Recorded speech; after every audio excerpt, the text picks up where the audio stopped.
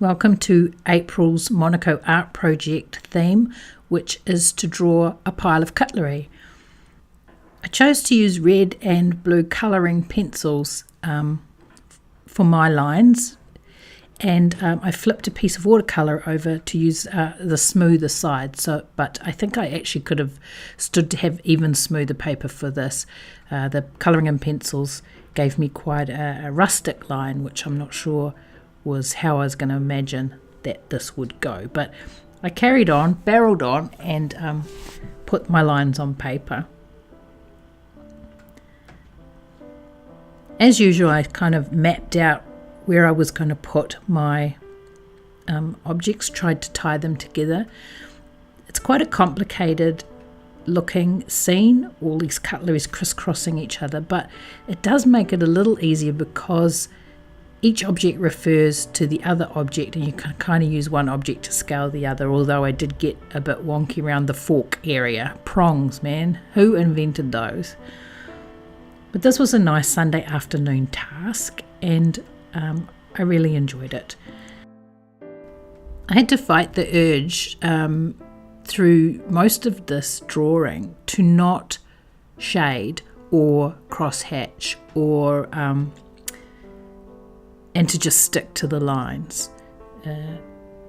I really wanted to fall back on those old habits of mine that I used to create a drawing, and forcing myself to just stick to drawing the lines felt quite uncomfortable as the drawing went on, and I think if I'd spent more time on it, I probably would have weakened and grabbed an ink pen to draw over the top to really bring the drawing more structure.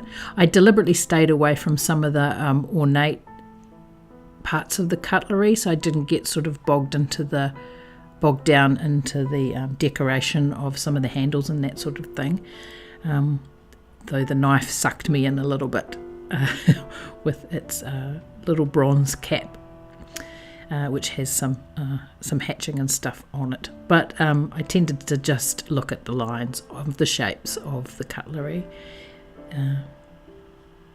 I love drawing reflections. I love being able to use the reflections to show the shape of the object that I'm drawing. I didn't do much of that here, although I could have, because they were legitimately lines, I suppose, but they weren't the outside lines of the object. So anyway, spoon shapes look so simple, well, to me anyway. I look at a spoon and I think, oh yeah, I can see how I draw that, and I can draw this kind of oval and sort of thing. But when I actually draw it, I have trouble, as we all have trouble, I guess, between my eye and my brain and my hand. The fork was a really good example of drawing what you see and not drawing how you think it goes. And I really had to look, and I think I'm going to have to get my eyes tested. I really think I'm having a bit of trouble seeing sometimes at these distances.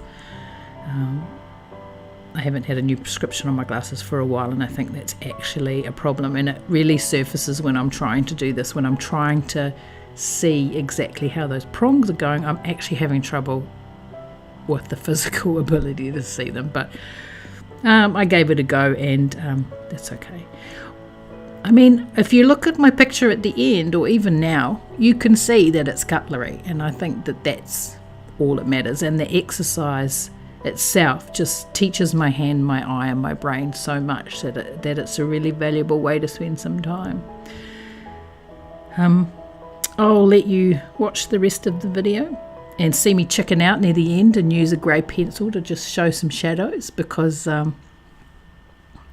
find it really hard to break those old habits of trying to just fall back on shading and that sort of thing. But anyway, I really enjoyed this. I hope you enjoy this topic. If you do it, Fox, that'd be really great, and I look forward to hearing what we're going to be doing for May. See you.